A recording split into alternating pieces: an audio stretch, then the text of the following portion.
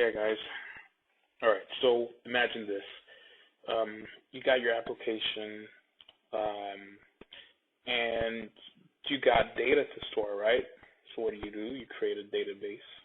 Um, you create your tables. You put them in there. Whatever data that you need, and basically, you're all set. You got your database ready. It's connected to your application. Your application is running fine. No bugs whatsoever. Now you need to pretty much deploy this application to your customers or friends or family or whatever it might be, at school, if you're helping or something, anything. What I'm talking about is connecting your SQL server to well, no, actually, it's not really a SQL server. Let me take that back. It's not a SQL server. It's more like just a database file. Let's just say that it's just a database file. So anyway, you want to connect your database file to your application, and usually what I've learned was that using SDF file, that would be a standalone database file that you could use with your application, and all you pretty much have to do is just copy that database into your exe or MSI install file, and boom, you're ready to go.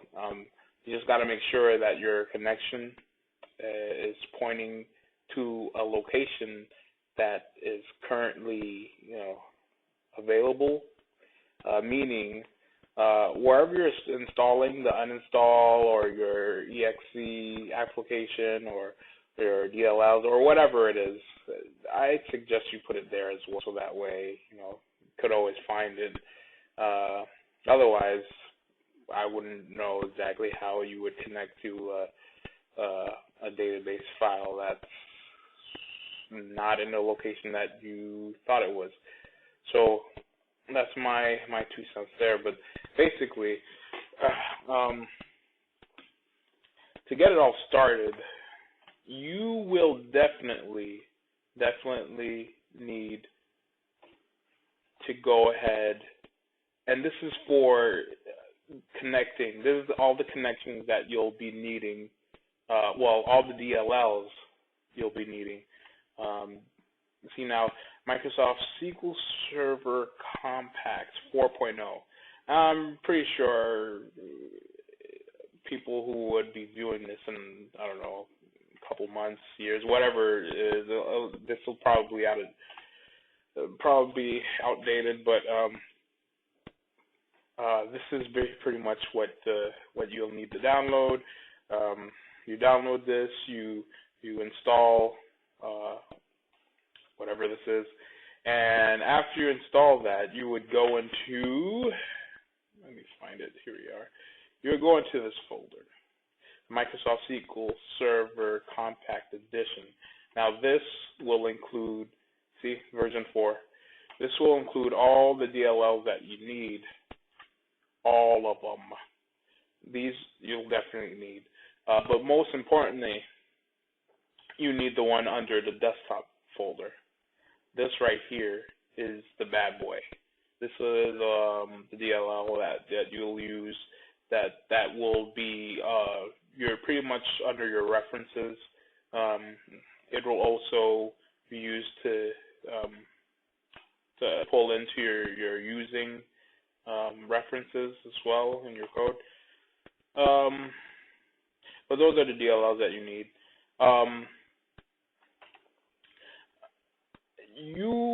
There's I think there's more than one way to skin this cat, but what I had to do, see now here, let me just show you. Good thing this is a video. Where is it? So you want to add those references, right? You want to add these references right here. and of course this one right here, to your project, right? So you would, add references.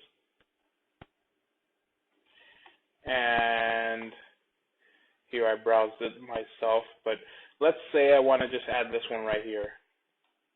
Boom. Okay. Oh my gosh, what happened? A reference to blah blah blah DLL cannot be added. Please make sure that the file is accessible, blah blah blah, or COM component. Well, that sucks, right? What you'll need to do to add these, you would have to actually go into your actual project and right-click, go add existing items. From there, you would go to that location. You would go to the program files, and then you would go to the compact edition, and then version 4.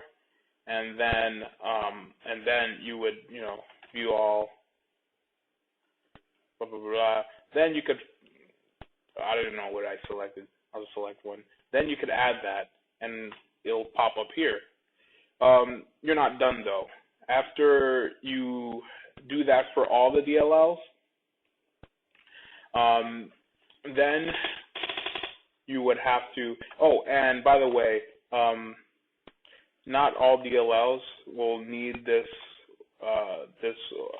method of work to install. You have to only do it for these right here, the ones in the Microsoft SQL Server Compact Edition, and then the version 4 folder. You'll have to do it just in here. You'll have to do it for these DLLs right here. The one in the desktop, that'll work fine. You could just add that to the reference, and it'll be okay. You won't get that error. So let me do that real quick. Show you that I'm not lying. Where it is? There it is. So that's the one that'll be okay. It'll add fine. There it is. So you got that, but the other DLLs, you'll have to do it another way. You'd have to, like I showed you, you have to pretty much add them through the project, right? And then from here, you'd have to go to the copy to output directory properties, and then you would have to say copy if newer, and then you're done. You just build it, and it'll automatically pull it into your project, and then you'll be smooth sailing from there. But basically, that's what you need to add the DLLs after you downloaded it from the website. This is the website right here. So after you download it from the website, you could Google it.